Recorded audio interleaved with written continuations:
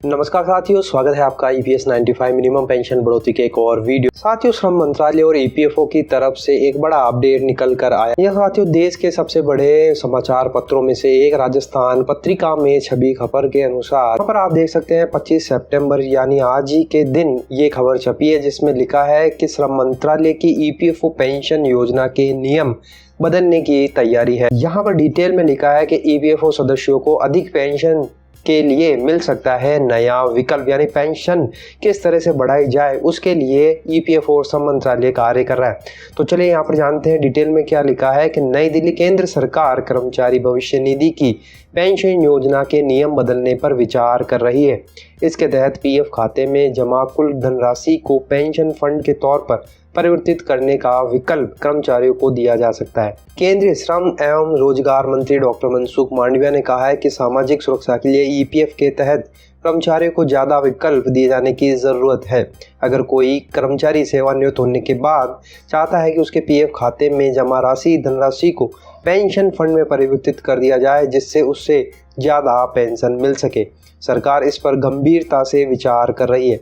उन्होंने कहा सभी पहलुओं पर विचार विमर्श कर नियमों में बदलाव किए जाने की पर्याप्त संभावना है।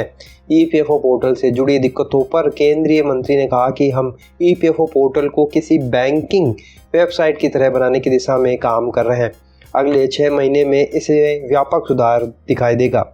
हमारी कोशिश है कि बैंकिंग पोर्टल की तर्ज पर ईपीएफओ के पोर्टल पर भी कर्मचारियों को एक क्लिक पर सारी सुविधाएं उपलब्ध हो सके।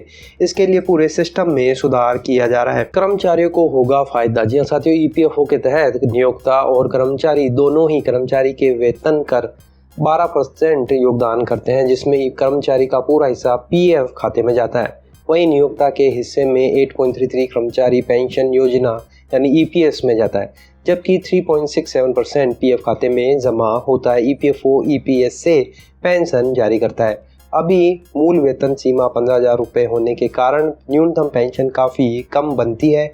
अगर नए नियमों को मंजूरी मिलती है तो कर्मचारियों को अधिक पेंशन मिलना संभव हो सकेगा। तो साथियों, ये बड़ा अपडेट तो है, लेकिन बात वहीं पर आकर अटक जाती है कि आपको ये पैसा भरना पड़ेगा। इस हिसाब से जहाँ इन्होंने मेंशन किया है कि पीएफ का पैसा ही अगर आप पेंशन में डाल दो तो आपकी पेंशन बढ़ जाएगी, लेकिन सरकार पेंशन बढ़ोतरी करने के मूड में नहीं दिख रही है। यहाँ से तो ये हिसाब दिख रहा है, लेकिन साथियों हमें वेट करना होगा। एनएससी लगी हुई है, पेंशनर लगातार आंदोलन कर रहे हैं कि मिनिमम पेंशन जो अभी 1,000 रुपये उसको बढ़ाकर कम से कम 7,500 रुपये कर दी जाए, जो अभी वर्तमान में विकल्प है उसी को लेकर। बाकी बाद में आप जो भी सीमा बढ़ाए, वेतन सीमा बढ़ाए, कुछ भी करें, उसके हिसाब से पेंशन बनती रहेगी। लेकिन फिलहाल जो पेंशन विकल्प है उसके हिसाब से मिनिमम पेंशन अभी 7,500 प्लस डीए होनी चाहिए। इसी के लिए लगातार एनएससी आंदोलन कर रही है। लेकिन साथियों, ईपीएफओ और श्रम मंत्रालय की तरफ से ये एक संभावना निकल कर आई है कि सरकार ईपीएफओ और पेंशन में बदलाव तो ज़रूर करने वाली है, चाहे वो कुछ भी हो, लेकिन बदलाव हमें ज़रूर देखने को मिलेंगे।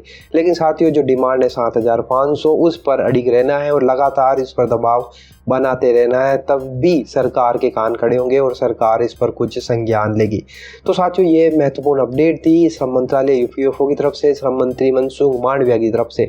आपको ये अपडेट कैसी लगी? आपका क्या विचार है? आप क्या सोचते हैं इस अपडेट के बारे में? आपकी राय ज़रूर बताइएगा। वीडियो अगर आपको अच्छा लगा तो लाइक शेयर कर दीजिएगा। इसी तरह की इन्फॉर्मेटिव सूचना प्राप्त करने के लिए आप चैनल को सब्सक्राइब जरूर कर लीजिए। तो फिर मिलते हैं, तब तक के लिए अपना ख्याल रखिए। जय हिंद, जय भारत।